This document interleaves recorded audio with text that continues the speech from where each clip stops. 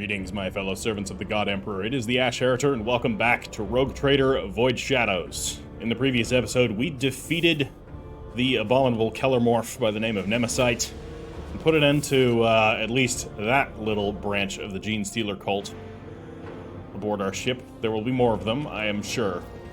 This is only the beginning.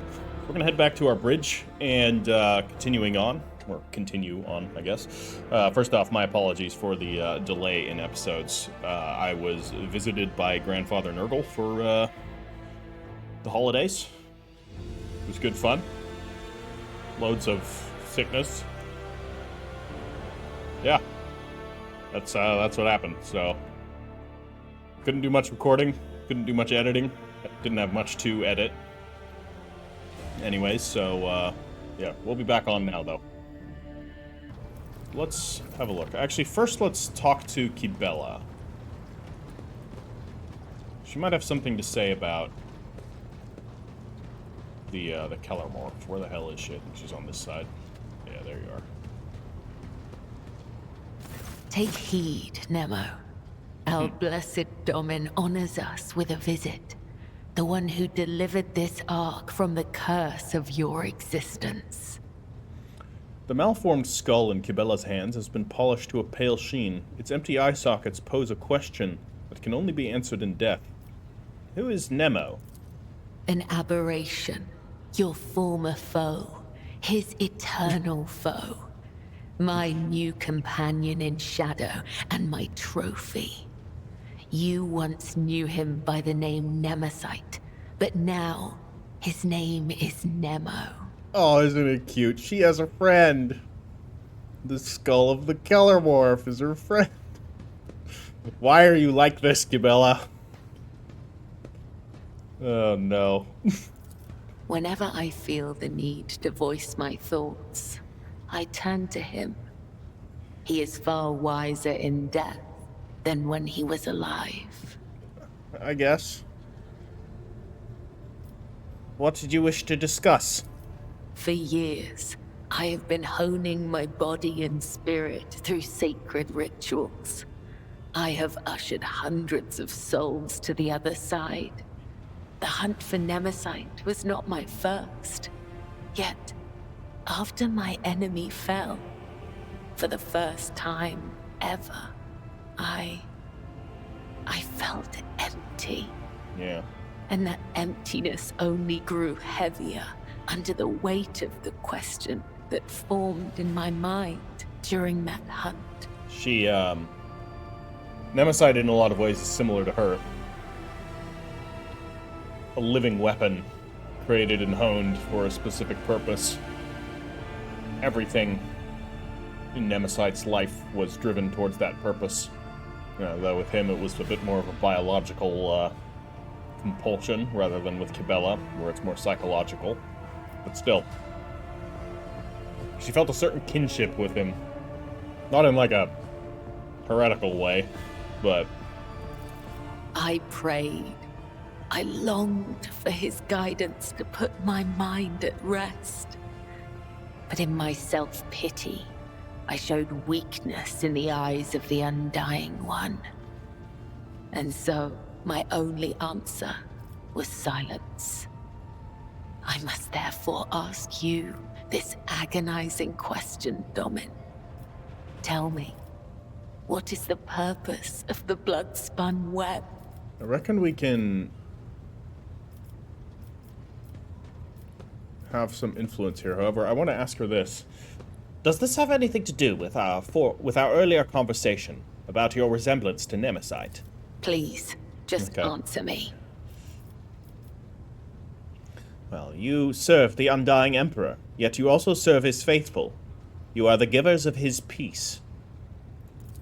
Then that makes me a driver of the ignorant. One who guides people into following an idea they may never hope to comprehend. Yeah, I guess. All my life, I have walked the road that was prescribed for me. I did as I was told. I searched for the truth in other people's words, then repeated them in my own voice. And I never once questioned my destiny, Until you came along, Nemo. The way Kibella drags her metal claws across the skull in her hands seems almost affectionate. I might just as easily have met Nemesight's fate, and he mine. All it would have taken is a different pattern of threads.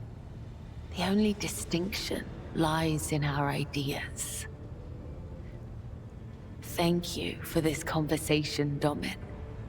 It has satiated the void that gnaws at my soul, if only for a time. As for how to seal this chasm for good, that I have yet to find out. May the tenets of the web guide me to the truth. Okay. She's having doubts. That's, concerning. She would be a dangerous one to have doubts. Actually, let's talk to Heinrichs. He might have something to say. To what do I owe this visit? No, I would rather not get rid of any of them. I want to discuss the cult of the Final Dawn. What can you tell me about it? The cult's ordinary members are humans who have been corrupted by the archenemy, traitors to the Imperium, and accomplices of chaos. Participation in the cult's rituals always entails brainwashing, literally and figuratively. The longer cult members spend among other cultists, the less critically they think, and the more closely they resemble obedient livestock, stripped of their fear and instinct for self-preservation.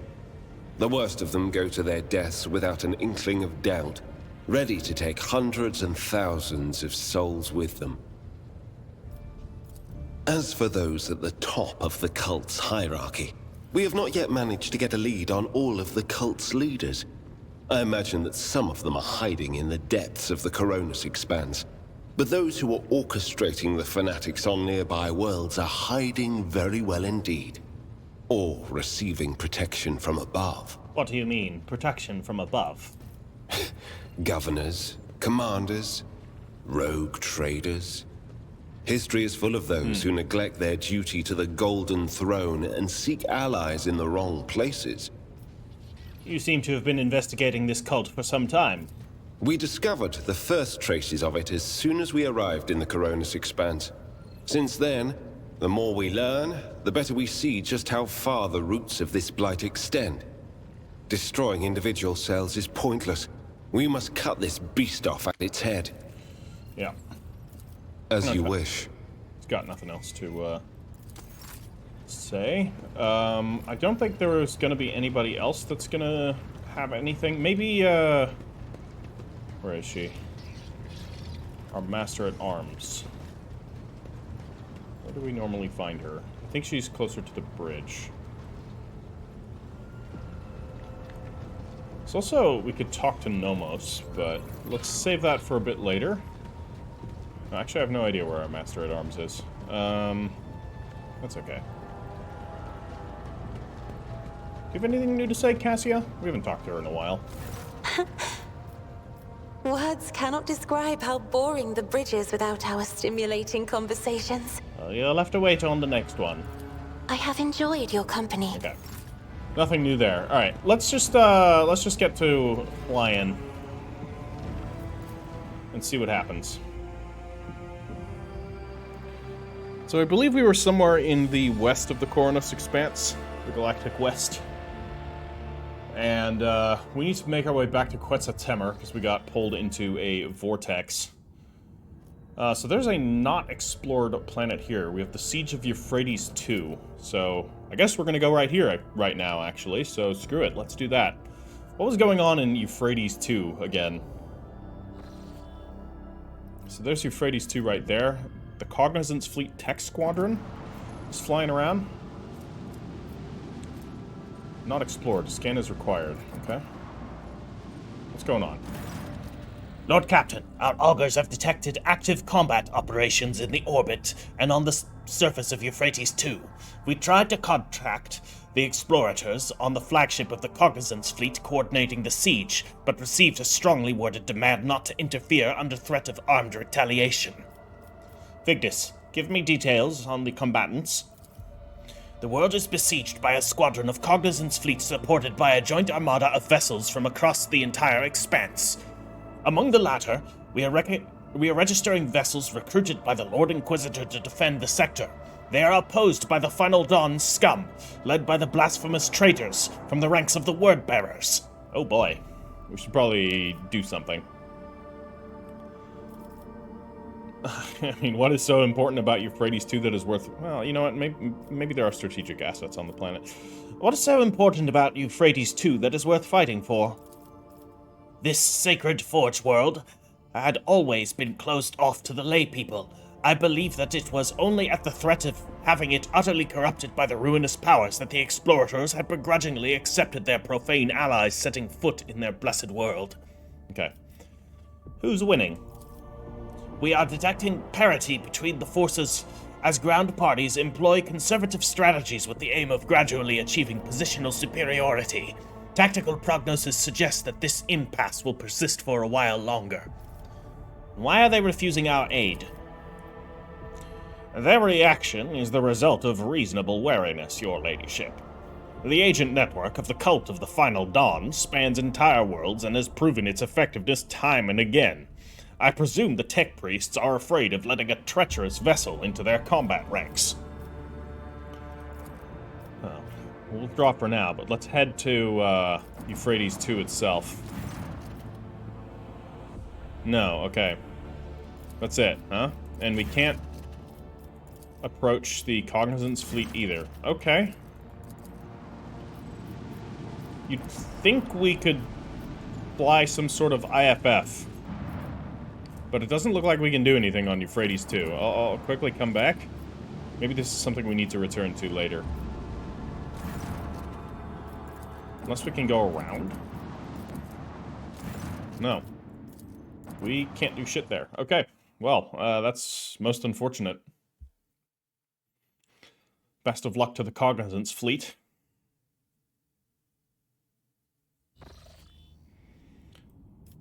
So, let's see. We got the Frozen Prince. I don't believe there's any particular reason for us to go there. So we can head back up to Nala Septim. And then swing around to Orselio Prophecy. There's some sort of event happening there. So let's go and do that.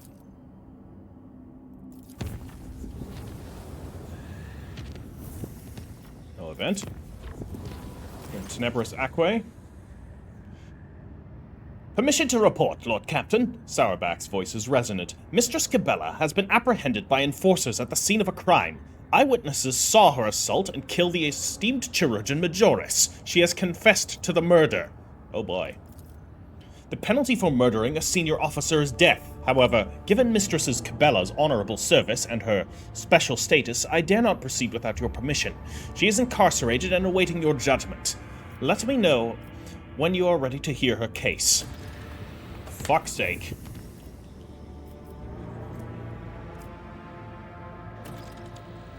Yeah, I'm going to the bridge. We're gonna deal with this now. This can't wait. So... do we have to worry about Cabela going off the deep end?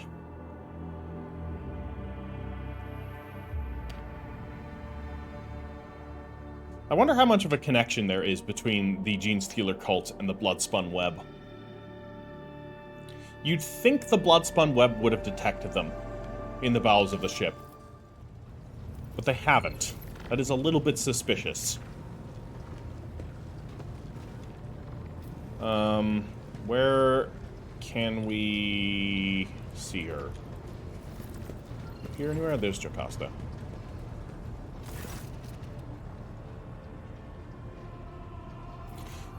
Lord Captain, Mistress Cabela is awaiting your judgment. Would you like her brought in?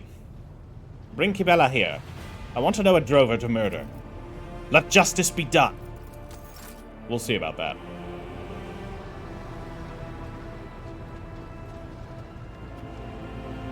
Just carrying her weapon.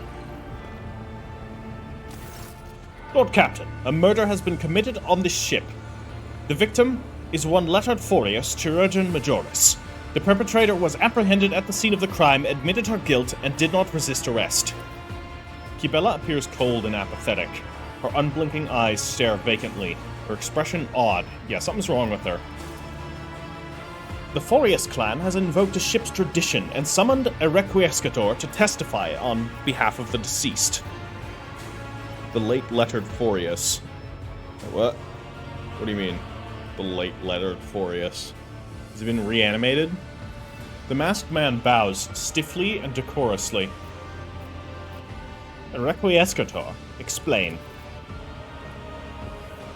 When there is no one to speak for the deceased person in court, their representative is entitled to seek assistance from a member of the Requiescators Guild. Their duty is to know and remember each and every person on this ship so that they can defend the interests of the deceased and represent them in court. They study the victim's entire life history to gain the most detailed impression of their personality, deeds, and aspirations. The guild was founded by one of your distant ancestors, and, to my knowledge, the Requiescators only exist on our glorious flagship. So they're literally just, like, we're gonna do some reading, some background reading on this person, and then we're gonna have somebody come in and pretend to be that person in a court.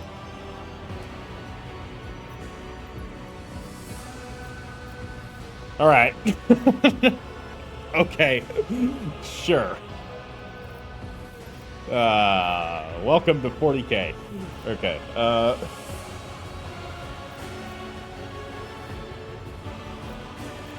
the music is going hard, though. Why is a Requiescator speaking for the late Forius? Does the man not have a family? The clan to which the deceased belonged are wary of bringing accusations against the Lord Captain's companion, and the esteemed Lettered never made any courageous friends in his life, having always preferred his work to the company of others. Well, then let us see just how well he knows the deceased. Tell me, Requiescator, what did Forius like and dislike about his work? The masked head lowers, and the man strokes his chin contemplatively. He was fascinated by diseases, injuries, pathogens, complications. The part he disliked was the patients. They would not let him concentrate on that which was killing him, or killing them. Yeah, that checks out. How do you feel, Kibella? I am fine. Kibella turns her face towards you slightly. A whisper escapes her lips. This is just hollow ceremony. Pointless. Tell me about the circumstances of the murder. The eyewitness accounts didn't give us much. The deceased and the murderer had a brief conversation, following which Mistress Kibella beheaded the Chirurgeon Majoris. The witnesses did not overhear any details of the conversation. Is it true that you killed him, Kibella? Yes. Neither the Chirurgeon's death or her own impending punishment seemed to trouble Kibella. Her pensive dark gaze wanders around the bridge. It was me. Why did you do it? The heartless man took on a burden that was not his to bear. His duty was to heal, but instead he sent people to the Undying One, people whose time had not yet come. He was cruel, and he had no intention of ever stopping. We made her more compassionate. So this is not her acting on the Undying One's whisper, but rather acting because somebody else was doing it. Interesting. The Undying One never whispered his name. I myself decided to sever his thread. Oh boy. Marazai shrugs. So she felt like killing some servant. Why do they all take such offense? Is every corpse going to cause such a stir from now on? Marazai, shut it. I told you it would end like this, but why should anyone listen to little old Jai? She shakes her head sullenly. Her colors have changed. The scarlet and gold are drowning in the rage of muddled crimson, the misty blues of sorrow and the impenetrable greens of doubt.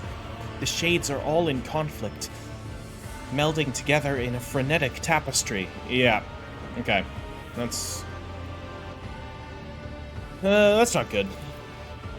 You walked a narrow, dark path across a yawning abyss. It is small wonder that you stumbled. This soul, already mangled by bloody and frightening service, has fractured further still. Can it still be saved? Irliet falls silent, leaving her own question unanswered. Okay, well, at least Irliet's not, jumping to too many conclusions. You have violated the prohibition on killing that I issued to the blood-spun web. Kibella fixes you with a long stare, as though struggling to comprehend what you have just said. Then she sighs. That matters little. You cannot prevent death from taking. It simply takes. Let us hear from the victim's representative. The masked man's voice is unpleasantly creaky. The esteemed letter served this void ship and this dynasty for many years. He treated the sick and gained new knowledge as his trade commanded. He saved many, but he himself was not saved. He caused Mistress Kibella no grievance. He never offended her. He merely answered her question regarding his work, whereupon he was attacked. And so he has the right to demand a reckoning. The death of his murderer would be lawful and proportionate retribution. The heartless man did more than heal people. He maimed them too, tortured them, killed them slowly, and observed. This does kind of check out, maybe, with what we know of him. He treated the sick, and he gained knowledge. The masked head jerks up haughtily. The boots of those who walk the path of wisdom leave bloodied footprints. It is a rule that existed long before esteemed letter did. Whom specifically did Boreas torture? Unimportant people, common people, doomed people. The Requiescator shakes drops of imaginary blood from his hands with disgust. This was the esteemed letter's way of thinking. Does a doomed leper care whether the disease or the knife is causing them pain? Is the formula for a medicine that would cure distinguished officers not worth the lives of a few dozen commoners turned test subjects? With the knowledge he gained, he invented a multitude of balms, antidotes, and treatment methods that went on to save thousands of lives. Oh boy.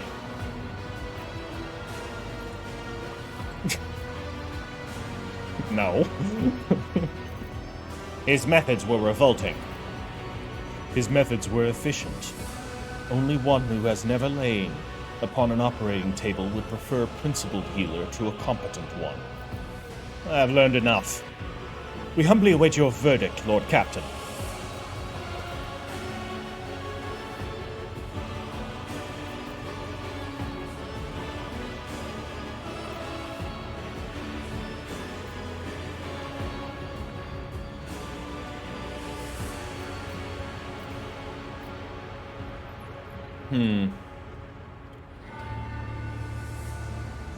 Yeah, he was just testing on people.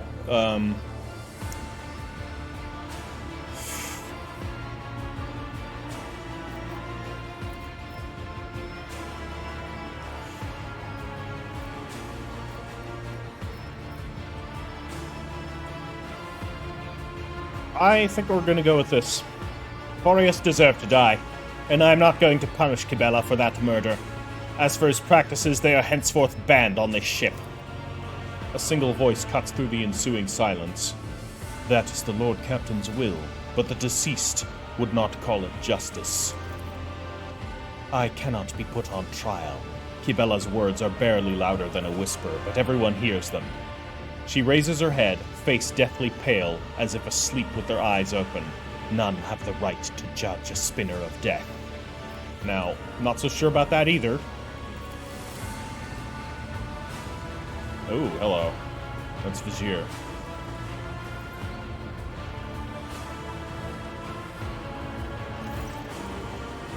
Only he can judge. Though the Vizier's eyes are sewn shut, one can still read the grief that permeates his wrinkled features. He whispers in a sorrowed voice. You have strayed from the thread. You have doomed the tenets of the blood-spun web to oblivion.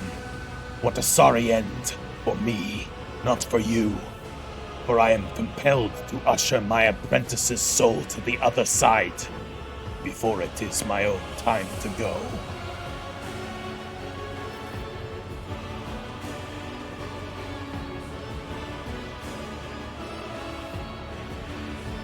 Holy shit. Why have you come here, Vizier? To take the one who no longer sees the tenets to give her to him. She is dangerous. To pacify her forever. Such is my duty, and so it must be. Mentor, why me? Do you truly think the greatest danger to your flock is me? Kibella's voice trembles with pain. What is happening to her? She is not herself. The second spinner is in the throes of a spiritual ailment that we call doubt. This most terrible ailment, though harmless to layfolk, is deadly to us. For a doubtful spinner will stray from their destined thread and into bloodthirsty madness.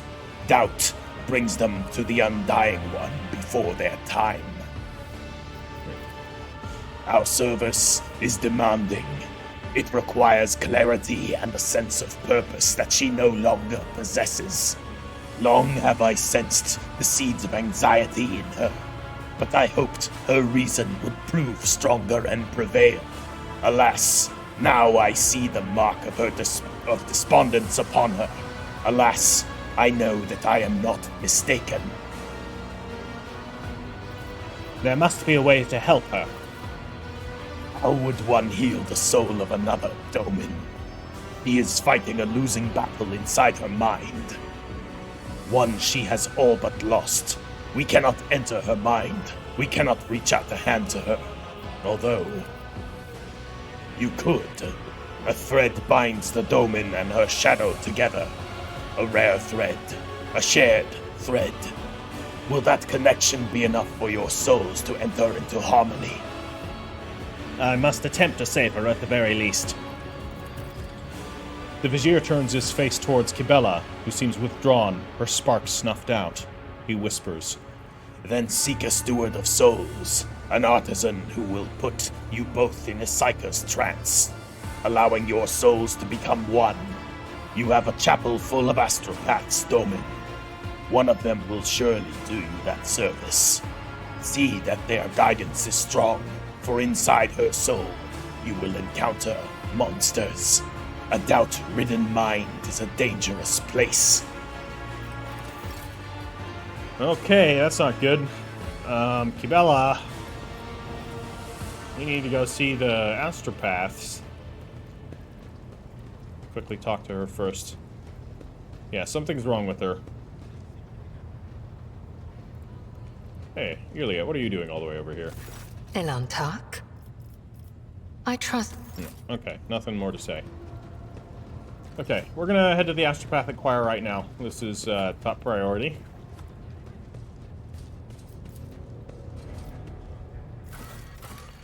Astropathic Chapel. So obviously we're bringing Kibella. I may as well bring Idira while we're at it. I don't think we're gonna need Ulfar on this one. Heinrichs?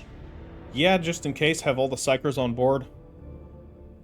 I'm gonna bring Cassia too. Abelard is in control of the ship right now, and fuck it, I'm bringing Irliet as well. Basically, everybody that has any sort of knowledge about psychic stuff and souls is coming along.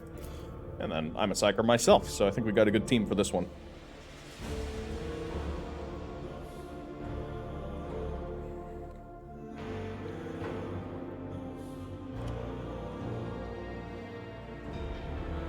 Also, should be noted, there were some updates to the game, I think, and the staff that I was using is now no longer usable by my character, so I'm gonna need to find a different staff, but that's not a huge problem right now. So we gotta level up Idira here. So we have... So what is this? This is 5 times deflection. She doesn't have deflection.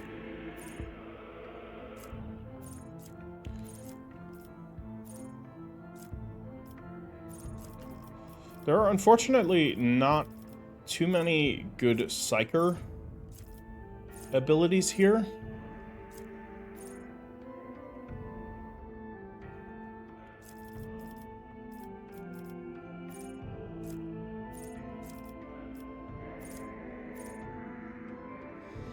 I think I'm just gonna give her Eager for Battle. She can always help with buffing. And then we have a second tier archetype. So we could take an assassin archetype, but I don't think I have any particular need for too many of these assassin archetypes.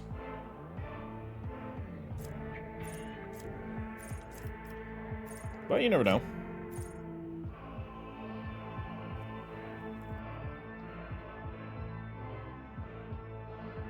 That's not so useful.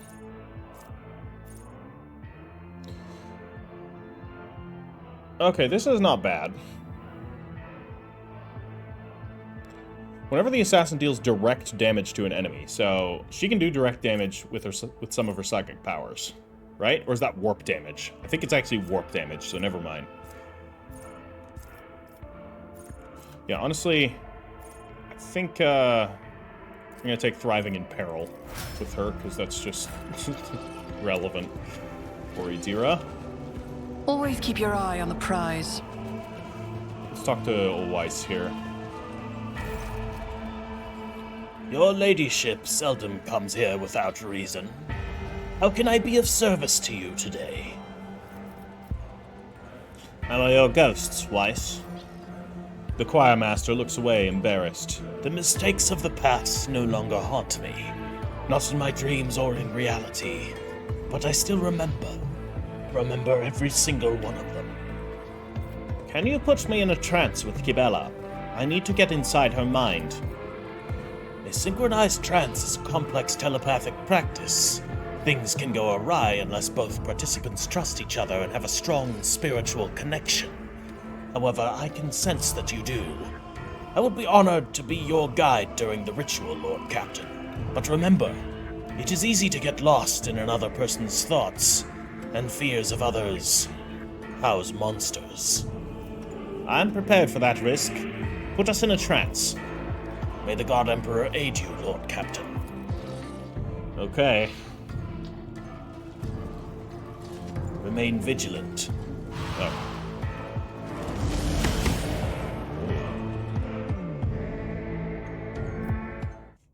Oh, nice. We get another one of these events. That's cool. Sector Cornus Expanse, location Von Valancius flagship. Material, The Book of the Dead, the Holy Scripture of the Cult of the Bloodspun Web. Author, unknown. Oh, this is part of the Holy Scripture of the Bloodspun Web. So we're doing something pretty major with the cult here. A shackled mind cannot comprehend the wisdom contained herein. Therefore repeat, he is death. Release your breath with each word. Cleanse your thoughts. He is death. Truth lies in death. Free your soul from the body's cage. Become nothing. He is death. Now that your heartbeat is a perfect line and your vision is shrouded in dusk, you have almost reached a state of purity and balance. Heed. No human will see death before their time. That is the delusion of the living. Heed. To which we say a strong spirit can travel there and make the journey back. Heed the tale of the great Domin Cyrene von Valancius, who descended into the kingdom of the dead to retrieve her shadow. He is death. Alright, I like this. Birth and death are one. We are snatched from a place of warmth and sent blood-covered into an unfamiliar world. Dying is the same. The Domin, too, learned. This as she opened her eyes and found herself in the lower decks, lying in a cold coffin. She beheld her ship, drifting through the nothingness, an adamantine giant's corpse, a skeleton moaning from the winds of entropy. A tempest of rust was gnawing at its plasteel bones and twisting its veins like cables, while machine oil oozed down its bulkheads like lymph. Had the Domin been alone, she would have lost her way inside the ship's mangled bowels, but a guide reached out a hand to her. The spirit of old Veni Zakari had loyally followed the Domin to the other side. In the labyrinth of the hereafter, the piercing gaze of Veni Zakari discerned the thorny path to the halls of death. The loyal servant swore to protect his lady. Together, the Domin and the Veni made their way up through the malformed frame of the ship. From the cold catacombs of the lower decks, They traveled up into the fires of the ship's crematorium. Tongues of flame licked at them, yet they did not burn. Columns of the dead marched towards them to be turned to ash in the fire, and the Domin and the Veni walked towards the dead in turn. At the great gate of the crematorium, their path was blocked by the executioner, a sentinel made of metal spikes and coiling blades, with roaring flame and pale, bleeding bodies writhing within. Such is a blade that has lost the strength of the tenants, a murderous monster, no longer driven by faith, but by dark desires. The Domin saw that a fight was inevitable.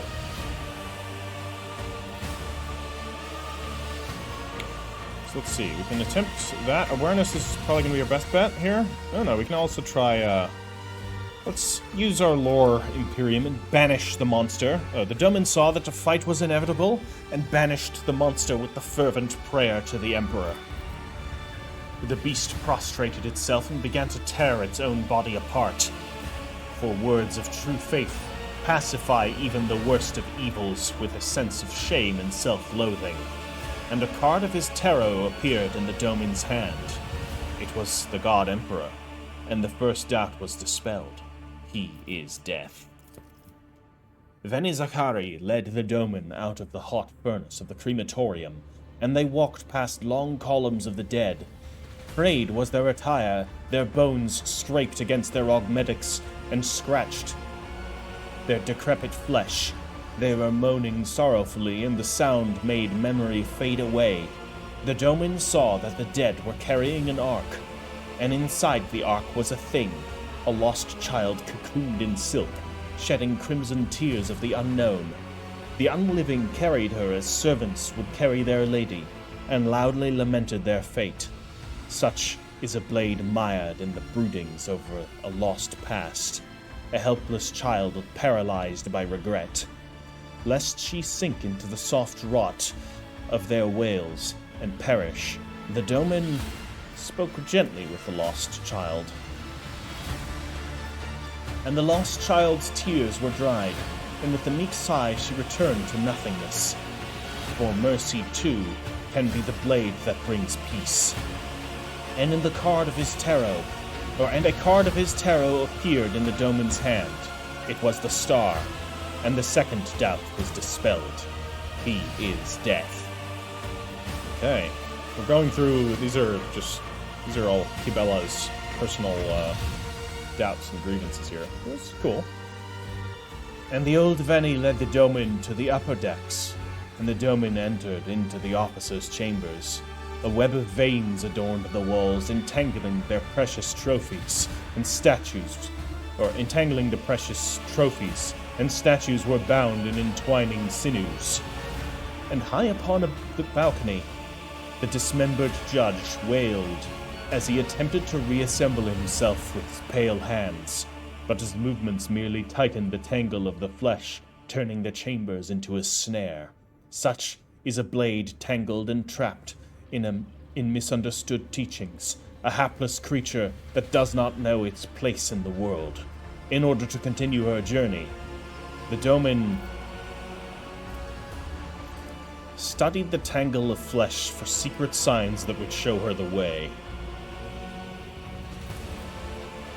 And the Domin read the words and spoke them, and the judge's body began to rebuild itself to a new design, as beautiful as it was terrifying, for nothing is impossible when a soul has grasped the hidden wisdom.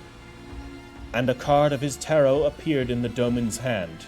It was the rogue trader, and the third doubt was dispelled. He is death. The flagship's bridge was draped in skulls and webs, and pale souls of the dead flocked to the foot of the throne upon which sat the undying Emperor, the protector of mankind. May his praises be innumerable. Starlight shone coldly in the eyes of his skull, and the galaxy rested in his mighty hand. Look at that. That's awesome art. The Domin approached his throne.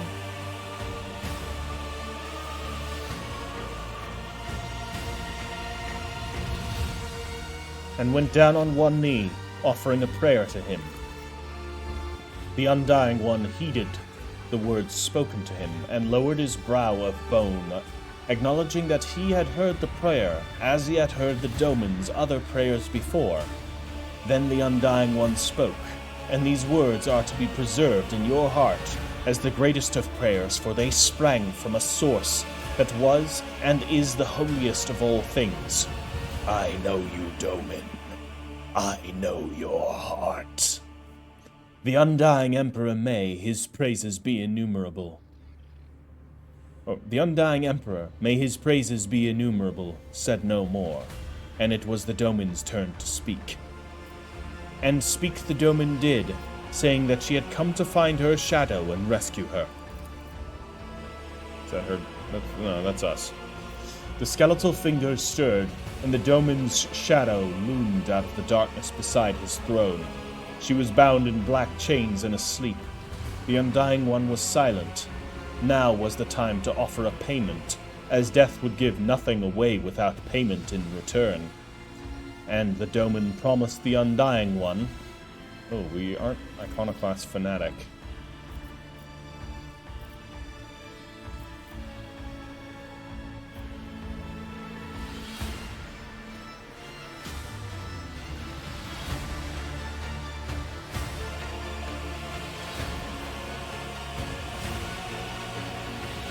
The life of any calling themselves an enemy of the Undying One. The Undying One laughed, for all his enemies were but dust compared to him. Then the Undying One leant over the Domin and drove a skeletal finger right into her heart. And he pulled at the scarlet thread of her soul, and the thread trembled, stretched to the limit. It was then that a revelation came to the Domin. A life must be paid for a life. And a name was revealed to her. Naki Erebus. Erebus? Probably not that Erebus. Also spelled differently. That was the life the Undying One had demanded as payment. And the Domin agreed to pay the price. An oath of blood was sworn, and the chains fell from the Domin's shadow. Yet she remained silent and motionless, for she saw no sense in leaving the halls of death. To which the Domin told her.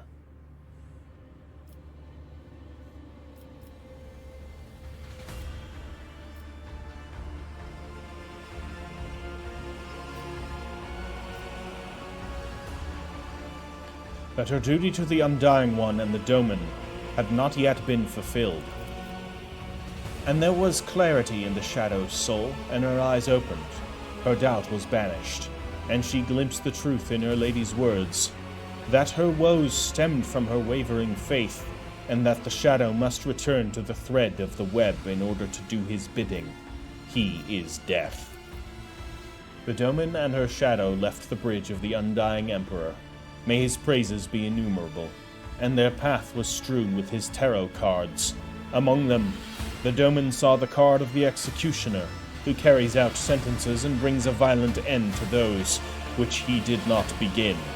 Among them, the Domin saw the card of the Lost Child, who was torn from her roots and her support, but carries within her the still hidden seeds of a promise to recover them someday. Among them, the Domin saw the card of the Judge, who weighs and separates guilt from innocence and passes his verdict. And they descended into the lower bays, lay down in a stone coffin, and closed their eyes. And the Domin heard the Undying Emperor's voice, promising they would meet again, and soon. And thereupon their journey ended. And so it was that the Domin, having seen death before her due time, traveled there and back to bring us these tidings and wisdom. Be free of doubt as you walk along the threads of the blood-spun web. For those threads lead to him, as does all of existence. He is death. As the shock of another's mind, its jumbled thoughts stops constricting your throat, you find yourself staring at Kibella's pale face. It has settled into a strange expression. Domin. I spoke to the Emperor. I think Cyrene does. He might actually think she spoke to the Emperor. That was not the Emperor, Lord Captain. It was merely Mistress Kibella's vision of him, a figment born out of her imaginations. Alas, none among my fellows are powerful enough to bring you the voice of the protector of mankind. Well, that quells that then. I'll look at the choir master. Breathing heavily, the choir master covers his face and whispers, It is over, Lord Captain. We are in the world of flesh again. Are you well, Kibella? Do you remember what happened? How we met death? I remember stumbling. I remember my doubt in the truth of the tenets throwing me off my feet. I remember deciding to kill, and not because I had heard his whisper, but because I deemed it to be right.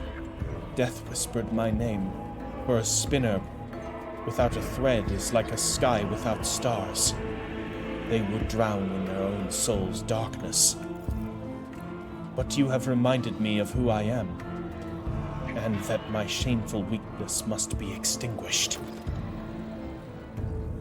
Kibella looks away. This Naki Erebus is the payment the Undying One demands. The price of redemption. The price of freedom. Who is... Sorry. Who is this person? Where are they from? I do not know. Help me find them, Domin. Your factotum oversees archives that contain many names. Let him find the one that death has spoken, and I will pay the price that was set. For now, I feel with all my essence, the death of Naki Erebus is the key, the answer to my questions. Okay. Well, I always keep my options open. that was, strange. Let's see here. Let's go talk to, our factotum. So back to the, Void Ship Bridge, then.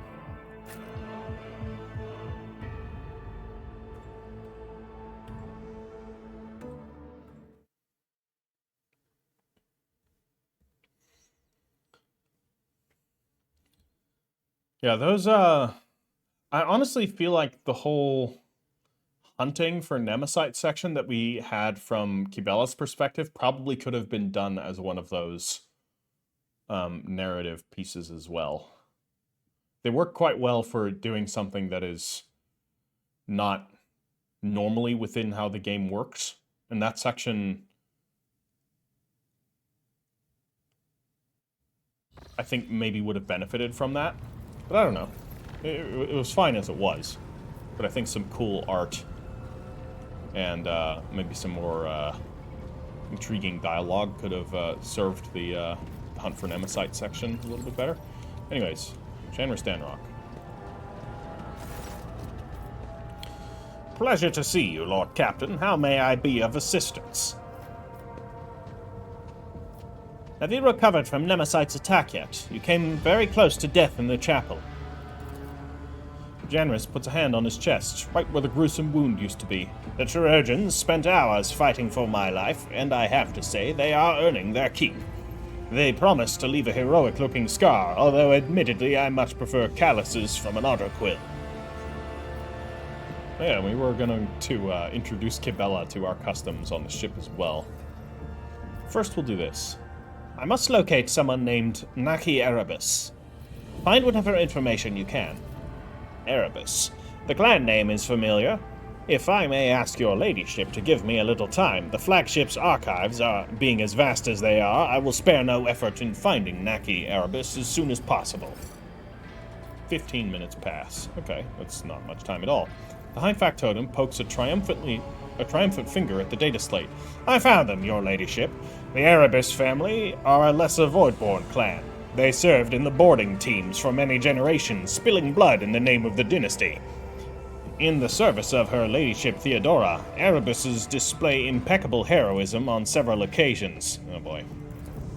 Unfortunately, the clan was all but wiped out 2 decades ago during a confrontation with enemies of humanity. For their valor and sacrifice, Lady Theodora granted the surviving members of the clan noble estate privileges and the right to settle on the capital world. It is not common for the Voidborn to settle on a planet. Gravity is merciless to the Voidborn, but that does not mean they are incapable of adapting to it. Living on the capital world is a reward worth putting in the effort for. And what about Naki, Erebus? The name Naki appears in reports. At least a dozen different women bore it over several centuries. But there is no data on any living person with that name. The head of the Erebus family will likely have more information about the past 2 decades of their clan's history on Dargonus. Well then, I must go to Dargonus. Also, there is hold on. I will send the dynasty's representative on the capital world an instruction to summon the Erebus family to the palace. Also, there's one other matter. I would like to introduce Kibella to some of the customs practiced among people of my stature. Show her what life is like on the upper decks, so to speak. Janris huffs pensively. Your ladyship is most courteous. But what exactly did you have in mind? An officer's report meeting, a social event. I don't think Kibella's gonna like a social event. An officer's report meeting, maybe? Or she'd probably like the warp translation ritual. What about the warp translation ritual? I doubt our navigator and master helmsman would be thrilled. The warp does not forgive frivolity, so order and discipline during translations must be absolute, and your ladyship should not have any distractions either. Janris adjusts his frock coat and nods enigmatically. I will see what can be arranged. And do not worry for a single moment. I promise to find the most suitable approach. I will contact you the moment I have something to offer. Let's quickly check our goods here. See if there's anything we can get. We sure as hell can. There's a lot of new things available to us. Awakened Nightmare. Ah, right, of course. There's new force. They added a bunch of new stuff, so this is probably from, yeah, this is from, like, way before. So that's an old force sword. We have a new, Eldari long rifle here. Okay. That's pretty good. The damage is very stable. I'll take a look and see if that's as good as, the one that, Irliet currently has. However, let's see here. Chirurgeon's Boots. At the beginning of combat, the wearer gets the medkit and onslaught abilities, which reproduce the effects of the medkit and onslaught consumables, costing 0 AP. For each of these abilities can only be used once per combat. That's pretty cool, actually. I like that. Anti-vehicle revolver. On a successful hit, the shot explodes, dealing 20 impact damage to everyone in the area of effect around the target. Holy shit. This thing's good. Damn. Alright. So just tons of stuff. Onslaught Amulet. After the wearer uses Press the Advantage, if the wearer still has more than 5 tactical advantage stacks, the next attack ignores deflection. More than 10 tactical advantage stacks, it also ignores cover, and more than 15, it also ignores dodge. If the wearer already has the Undisputed Advantage talent, then using Press the Advantage will only spend a quarter of the tactical advantage stacks instead of half. That's pretty solid. It's gonna go to Jai. Some immobilizing grenades, and Thought Guide. Okay, so we need a new staff, so this is one we can... Actually, I don't think it's one we can use. Self-calibrating helmet. Wearer's successful single attacks inflict stun on the target for 1 round if the target fails a willpower resistance test. The -5 penalty. Okay.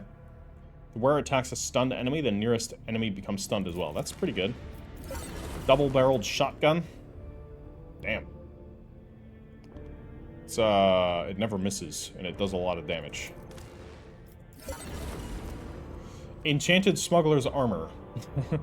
This is heavy armor. 75% armor, 5 deflection, times 0.5 dodge penalty. The wearer suffers 10% less warp, mental, and direct damage, and 5 extra deflection. That's huge against human enemies. That's really good. Emergency Vox Casters. Whenever the wearer suffers a trauma, if possible, all allies immediately attack their nearest enemy with the attack normally costing the least AP. That's pretty good. Efficient Breacher's Armor. solid. And the eroding autogun.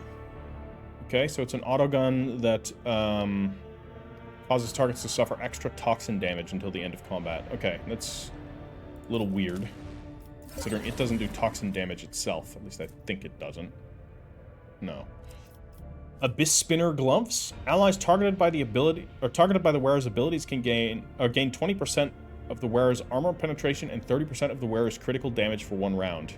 If that ally scores a critical hit by the start of the wearer's next turn, the wearer's next attack is always a critical hit. That's cool. That's really good. Navy Breacher's boots. When the wearer's area attack damages at least 2 enemies within a 2-cell radius, the wearer 2-cell radius from the wearer for the first time during the round. The wearer gains 2 AP, and this attack does not count towards their attack limit. The wearer then becomes immobilized until the start of their next turn. Okay. That's very specific. Probably pretty good with like a flamer, or actually the sword. You know, sword with an AoE can work with that pretty good too, so. Yeah. Okay, I like those. That's cool stuff. I'm not going to. Okay, there's nothing from them. It's just the Fellowship of the Void. Okay, and we got a couple of Force Swords, so I'll just grab all of these. And we'll look at them for Heinrichs. Anything from the Explorators? Yeah, more Force Swords. And we're pretty close to getting the other power armor. So we're going to do that right now. So I'm just going to make sure we throw in enough. Oh, a couple more. Still a little more. There we go. Oh my god, 1 away. Right, have it. There we go. Holy power armor. All right. And we have an Astartes Flamer. That could be fun. Modified Breacher's Armor. Okay, we'll compare these with other people. We have a Heavy Rock Saw. I don't know if that's going to be good. And then the Visor of Inevitable Retribution. Whenever the wearer inflicts a damage over time effect or kills an enemy, the wearer gains +1 stack of the inevitability effect.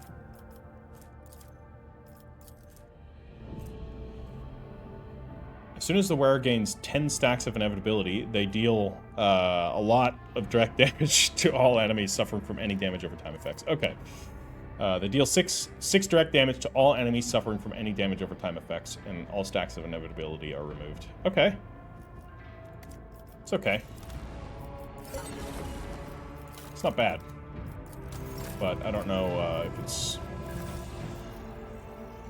good enough to warrant us investing in.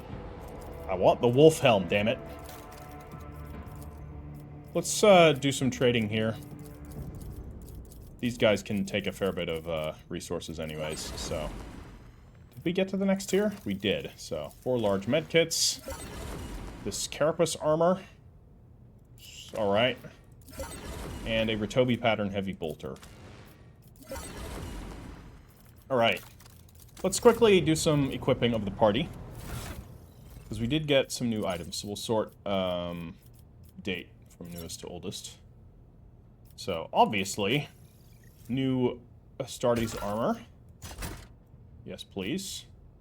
Dig it. The cape clips weirdly, but that's alright.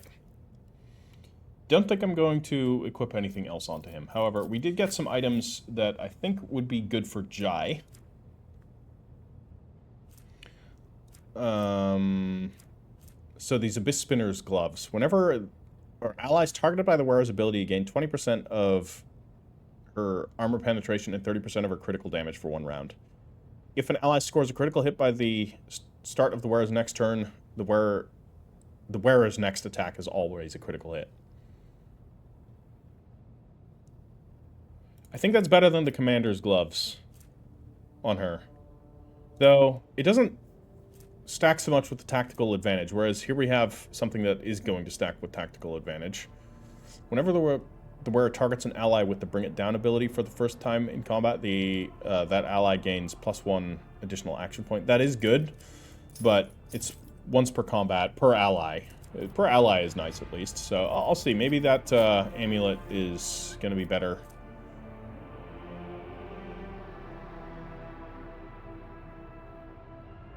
The Honor Insignia is good. And I do use the main combat locus on her, which is only one tactical area, so I think I'm going to leave that. But let's look around here. So there's a couple of armor options. So this could be good on her, but no, she needs something without dodge penalty, preferably. Yeah, all of this is giving dodge penalty. What about this? The self-calibrating helmet. Successful single attacks inflict stunned. I mean, she has a good single target pistol. And also, how does this helmet look? It actually looks like a Sister of Battle helmet, almost. It works. It works pretty well. We're going to leave that on her. Abelard. So, we do have potentially better armor here. This does have less dodge. No, that one's just not as good. This has 4 deflection. These Breacher's armors do not have deflection. Also medium armor, not heavy armor, so. However, there's this. This is pretty solid. Not gonna lie, let's put that on. That looks pretty wild. Okay. I kinda like it. I like the look of it. Or we can give it to, where was it? We could give it to Pascal as well. Did I have you with the Radiant chestplate? I don't think so. I think it was something else. Where was it?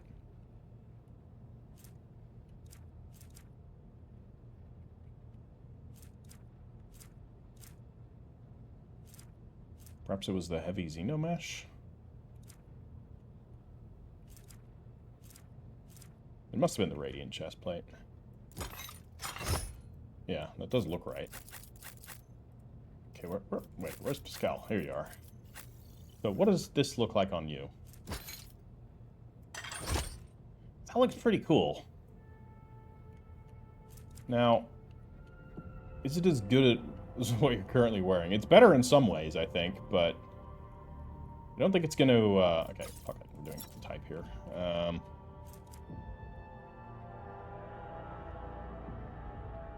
Why is this so difficult?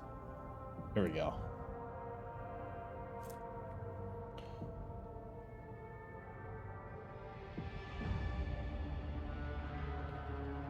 Yeah, this is just better. In every way. I mean, the reload, okay, sure. And that will probably come into effect. No, that probably not. Like, 16 shots, you can only single shot the plasma. Is he ever going to have to reload? We have ways to make people do free reloads anyways. Honestly, I think I'm just going to throw this into cargo, and we'll have Pascal using the smuggler's armor. So, fine by me. So he's got the Bone Shatterer pistol. I could give him the anti-vehicle revolver.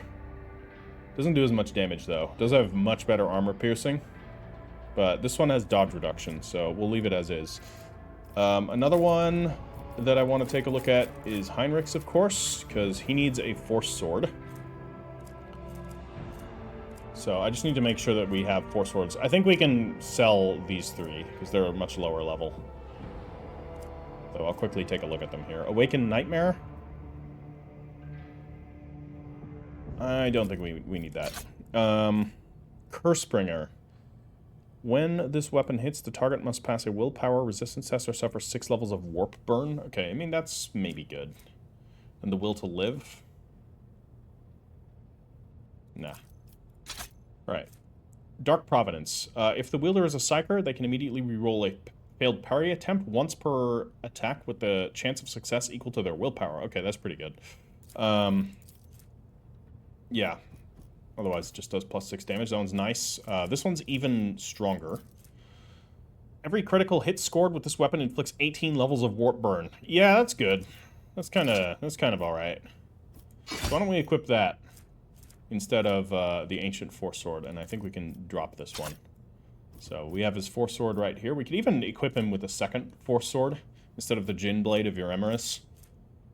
So we have that one for doing the absolutely massive damage, and then we may as well equip a second one, or we give him a pistol, or the staff. Fuck it. I'm gonna... Do I want to do it that way, though? No. Leave that. Second force sword? And what do I do with the Jin blade? We'll do something with it.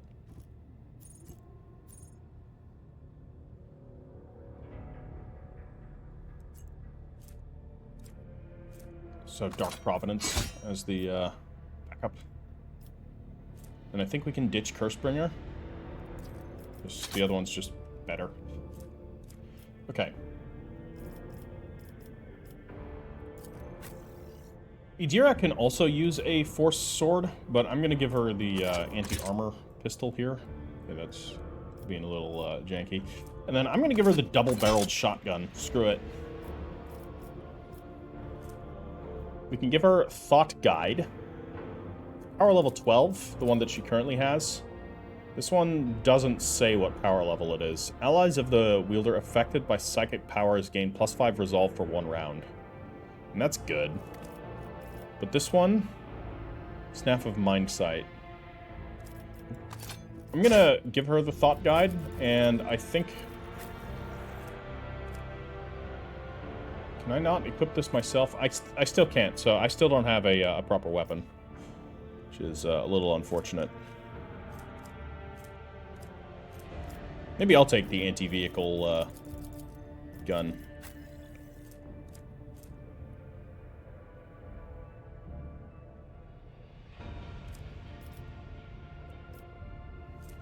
She could take the Singing Spear, actually. We still can't use any of these. Okay. Never mind. I want to try the Thought Guide. It's a cool weapon. Okay. Check our new items again. Newest to oldest.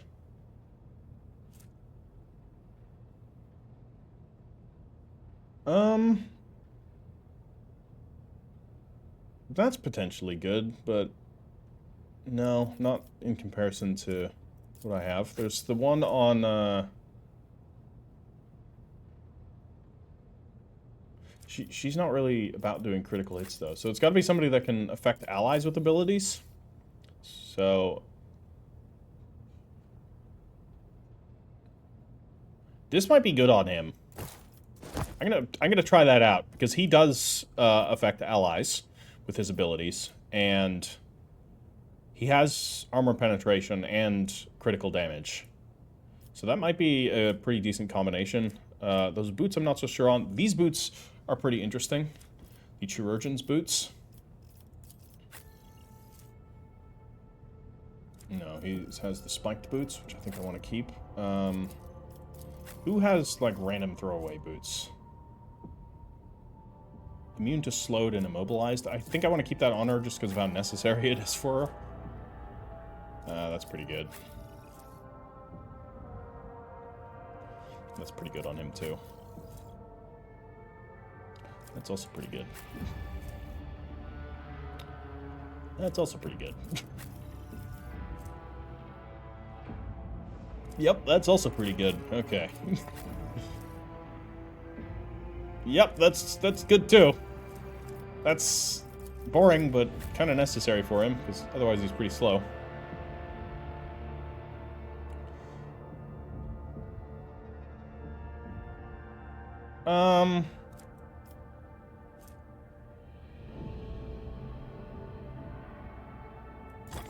Why don't we give it a try?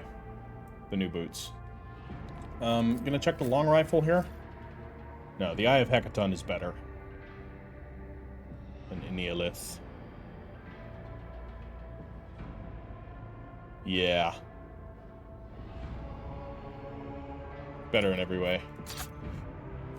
As for these breachers armors, I'm not so sure about either of them. Especially not this one. Though, it has the decent...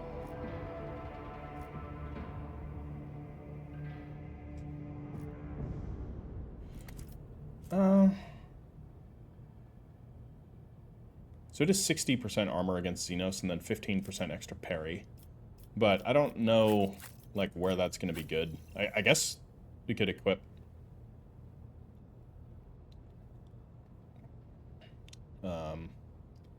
Cassia with that. But ultimately, I don't think they're better than what she's got. Everyone's going to have less perception than her. It's got to be somebody with crappy agility. I mean, we could do this, actually. Yeah, Idira could equip some of this. Honestly, I'm going to equip the stronger one here. We'll do that. That's fine. She doesn't have great agility anyways, so... She's not dodging. That's not the end of the world. Your agility is 65. I'm happy with the armor you have. And just looking, there's the emergency Voxcaster. It's alright. We have this power armor here. But we have nobody that can use power armor right now. So, yeah. Argenta technically can use power armor, but this one has the limit of... Can't be used by Adeptus Sororitas. So, I think that's... good as is. The rest of the items I'm just going to hold on with. Or hold on to, I should say. Alright. What do we do? Where are we at? I think we'll end the episode here pretty soon, but we can jump to the next system, maybe? See if anything happens.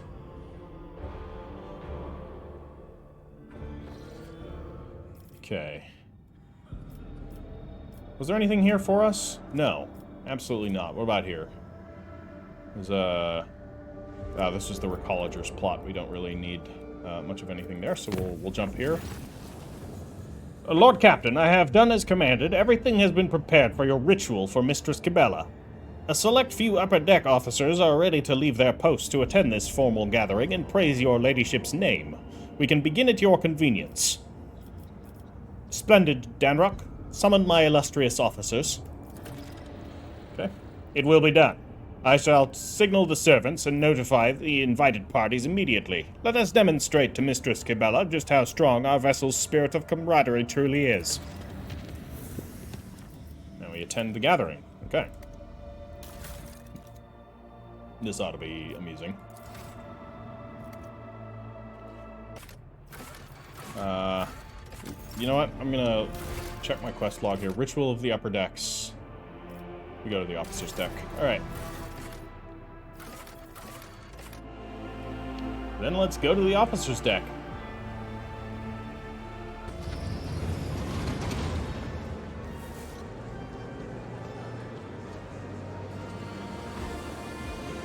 Oh, wow. Okay.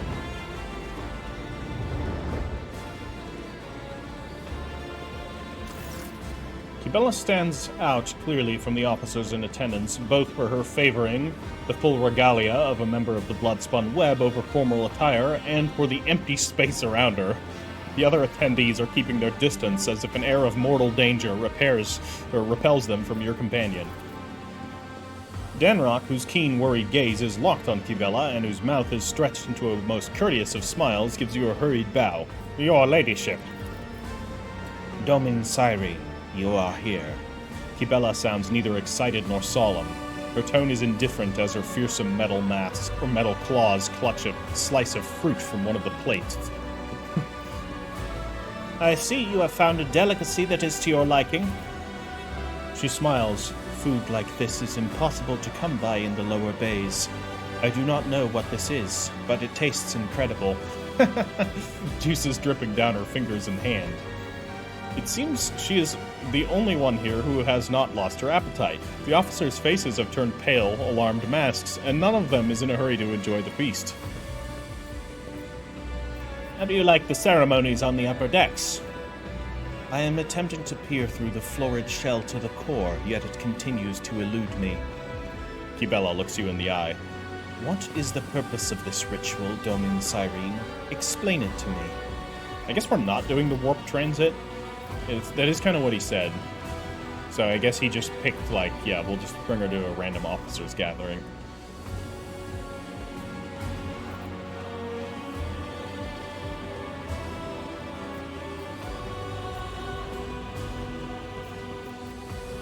Gratitude. My crew is willing to give their lives for the dynasty, and this is my way of praising their service.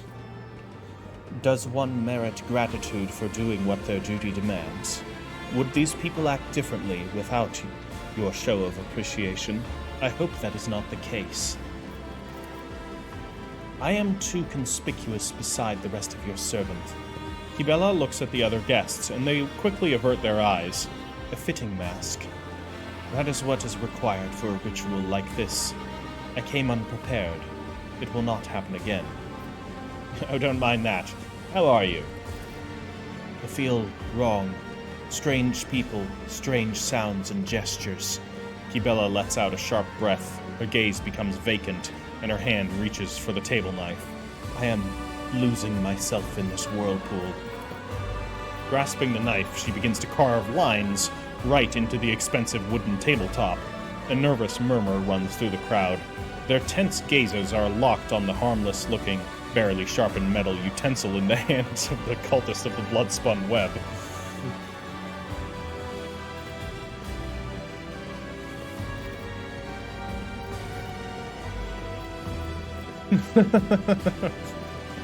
I see you have already mastered the art of commanding attention.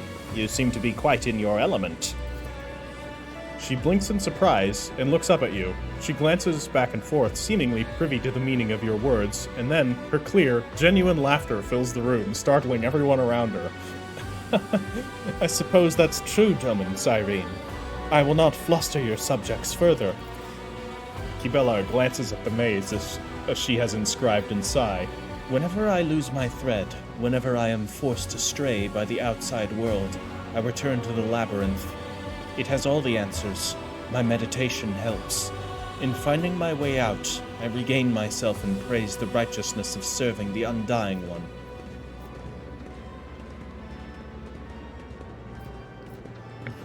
Your choice of attire is not customary for such gatherings. Kibella looks at you with mild confusion. My appearance tells those around me who I am. Everyone here is wearing a mask for their respective thread. Is it not a requirement for your rituals? She glances at the opulent room, the dazzling decor, and the handsomely dressed officers. I sense that this gathering was a terrible mistake. Danrock sighs heavily and looks down. Why? You have looked behind the curtain at my existence, and now I have looked at yours. Kibella stares at you intently. I do not think we have heard all the words that should have been spoken here today. Is it because you do not wish to say them in front of witnesses? I grow weary of the crowd. Take a walk with me.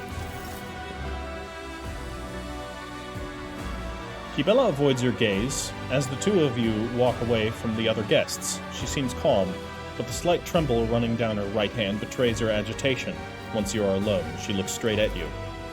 I have discerned what you are doing here, and I know that your calling it a ritual was a ruse.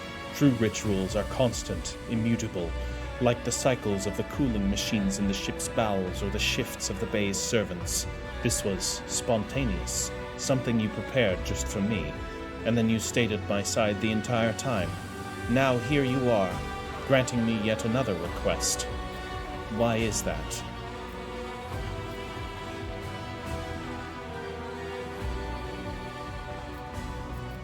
I have come to value your company. Her eyes widen slightly. So, that's how it is, Domin Cyrene von Valancius. She looks away. A smile touches her lips. When you asked me if I wanted to look at the rituals of your world, I was not entirely candid with my answer. Yes, to see the Domin's world is a priceless gift, but what I truly wished for was to see it with you. She gives you a searching look, narrowing her eyes. What do you think, Domin Cyrene von Valancius? Has your blade failed you? Ah, I see. Okay.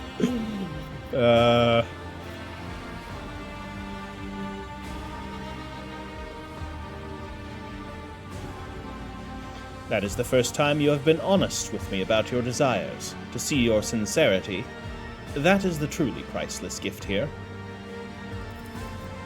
Kibella's face darkens for a moment, but then, almost immediately, her faint smile grows wider. That is a luxury that no spinner can afford.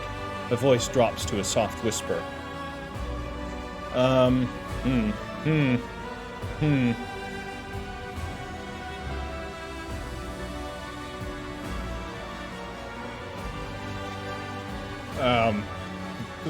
Would this cause a problem with Irliet?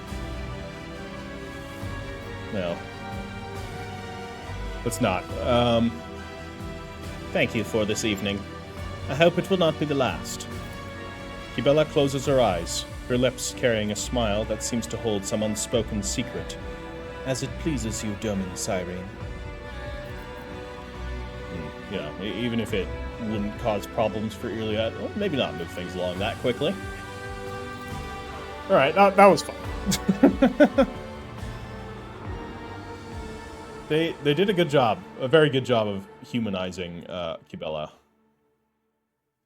It was a bit of a concern earlier on, though I haven't. It wasn't really a concern because the character writing in this game has been really good. So I'm like, I'm sure they'll make her just fine. But I'm like, how are they gonna do it? Is more like the question that I had. And yeah, they've done a good job, particularly in this episode with the two events that we had surrounding Kibella. I feel like there could have been a little bit longer of a lead up to Kibella losing her shit. But that might just be the way how the narrative pieces work and everything. I feel like there could have been another mission or two of the DLC where she's still like, the doubt is growing and there's a bit more a warning for her slipping. But yeah, and then maybe a little bit longer time for her to come to terms with it and, you know, get better once you go into her thoughts and help her confront her doubts, put her back on the path, that type of stuff. I don't know. In any case, this was pretty cool. So I hope you've enjoyed this episode. If you have, do drop this video a like, and I will catch you in the next one. Ash Heritor out.